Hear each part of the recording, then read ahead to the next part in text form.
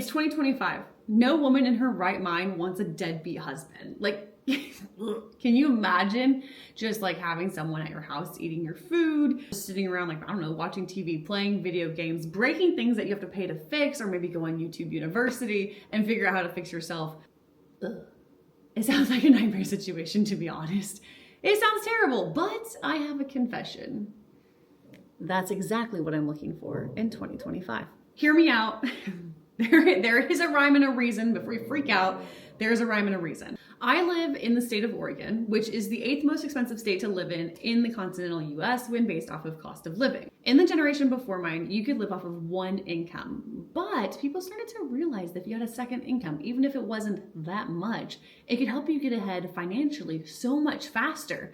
Well, the cost of living kind of adjusted accordingly, and that became the new norm: dual income households. Unfortunately, that's not possible for everybody. What do you do if you're just one person? So here's the thing. Anything helps when it comes to that second income.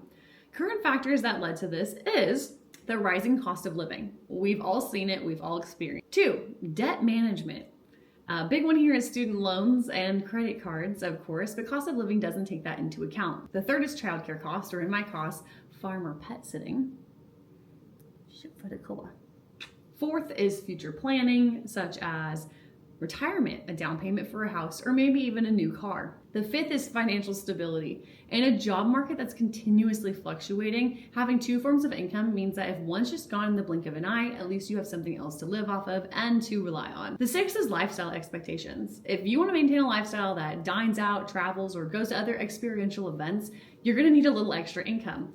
I also personally feel like a lot of pressure that comes into this lifestyle expectation, and is not unwanted by any means, so don't get me wrong here, is the rising wedding scene costs, from destination bachelorettes to traveling across the country to celebrate the big day.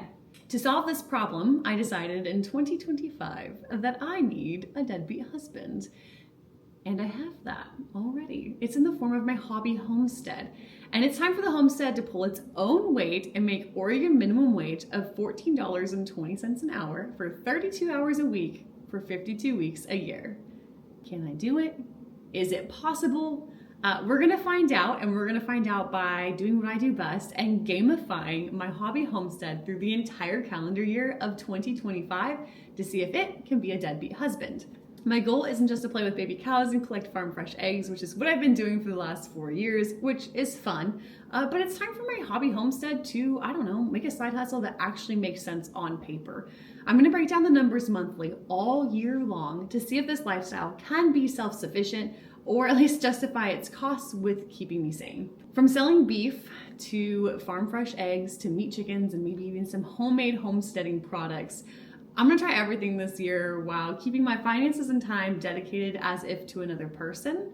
I'm sure that some of these ideas are going to absolutely flop, but some of them might surprise me, you know? This is the year of saying yes to new revenue homesteading experiments, but we're gonna see what happens here. So I'd love to have your feedback. Let me know if you think anything's a hit or a miss, or if I'm missing something completely. As a former athlete who went all the way through the college ranks, I love me some good constructive feedback, so hit me with it, whether it's in the comments, a DM, a phone call, a text, or an email. Let me know what you think. This whole thing though is going to be a pipe dream until we put pen to paper and we make a plan. So we need to figure out what this looks like. She's old and blind. First thing I did is I looked at for a deadbeat husband paycheck. So what would that look like monthly? So that breakdown of the deadbeat husband money, which is going to be $14.20, which is Oregon minimum wage per hour, 32 hours a week, 52 weeks a year, is $23,629. If broken down to monthly paychecks, that is going to be $1,969 a month, or $450 a week. However, if you've ever been on a farm, you already know that cash flow is not identical month to month. It's more of a season by season situation. So we're gonna look at this full transparency of what I have projected for 2025 to see how close we're going to be unintentionally before we hit the ground running with the plan. 3 commodities that I currently have: market steers, meat chickens, butcher cows. Let's jump into it. Market steers. In March of this year, I will have 3 steers processed. I am keeping half a steer for my own freezer, which is the whole purpose of why I started hobby homesteading in the first place, is to fill my own freezer with quality meat, because I love to cook and I love to cook for my friends. So these steers, I'm actually going to budget conservatively, and on the low end, you're going to notice this theme across the board. I would rather aim low and have it come out as a cash crop than the other way around. So this is what we've got. The hanging weight for those steers, I'm budgeting for 550 pounds. I'd prefer them to be 625, but we're gonna go 550.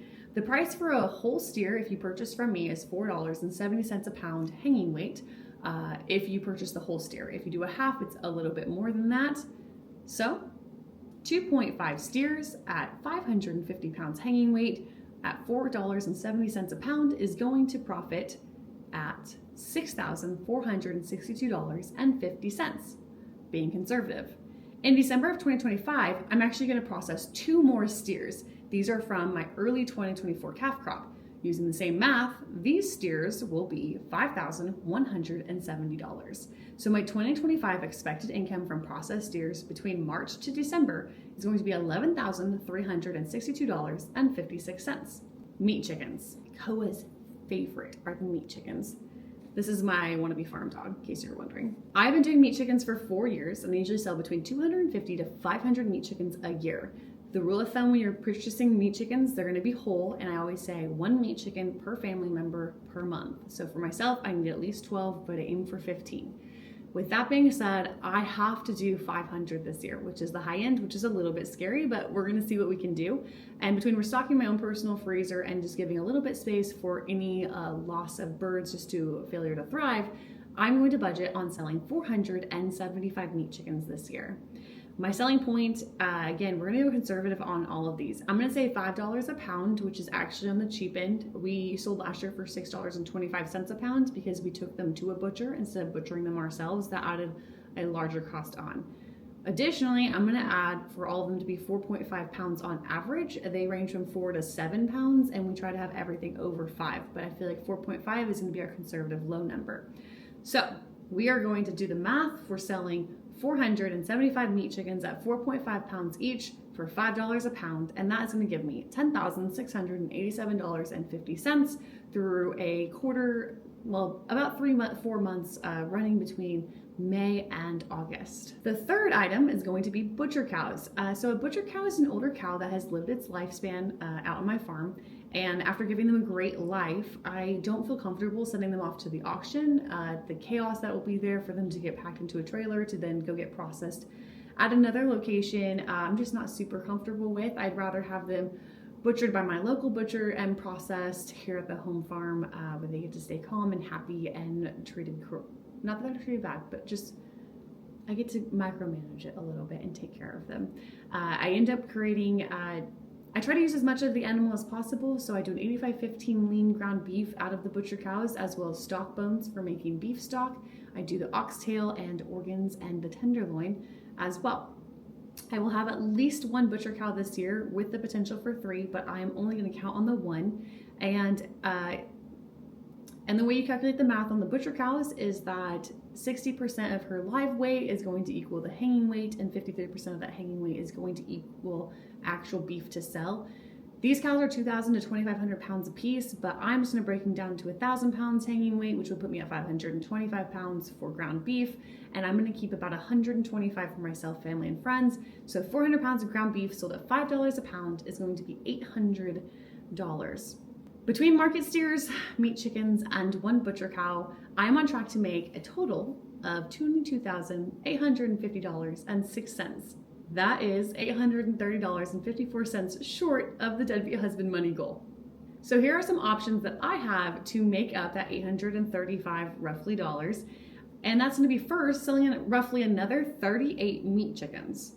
Or it could be selling 42 pounds of chicken feet for stock, which I should be close to having about that from 500 birds. Or it could be selling 210 dozen eggs from the laying hens at $4 a dozen, which sounds like a lot of delivery work on my part, so I'm not loving that. My fourth option is to diversify my homestead into doing something different that I've never done before. First thing on that list is hogs. Something I toxically have wanted to do to add pork into my own freezer, and if I did my calculations right, I would need to do at least 5 hogs, with 3 being sold to the public, 2 for my family and friends. The second option for diversifying I had was creating a beef tallow skincare line. This is something that's really popular and trendy online. I spent a lot of time researching it, and obviously we'll have beef tallow that I can do with that. Another option could be raising Thanksgiving turkeys and or potentially adding in workshop classes regarding chicken butchering, because I have a lot of people that reach out that want to know about how we do this humane processing system. We've got it down pat. At the end of the day, this isn't just about money. It's just, honestly, it's about proving that you can do what you're passionate about, which is, for me, is raising animals, growing food, and living this sustainable lifestyle. And we're also going to see if we can do it without going broke. Can I balance the dreamy poetic homesteading lifestyle that we all love so much right now with a real world budget and a time consuming day job? That's what we're going to find out, and I'm a little bit scared to know the answer. Throughout the year, I'm going to do monthly updates in my Deadbeat Husband team farm meeting, where I'll share the highs, the lows, and everything in between. It'll be a learning opportunity for me, a transparent homesteading journey for all of you to follow along with, and we'll see what the results say. Whether it's a failed batch of meat chicks or maybe the sale of a heifer, which would be unaccounted for profit that I could have, I'm going to share it all. Because if I can do this, maybe you can too. And maybe if this is something you don't want to do, maybe at least we can make purchasing direct from your local farmer or rancher be a little less intimidating. So ask me any questions you have about that, and I will do my best to get you the answers if I don't have them already. So please hit the like and subscribe button so you can be here for our January Deadbeat Husband farm update. And you can also click the form below if you're interested in putting some skin in the game and joining the gamification by purchasing anything from my homestead this year.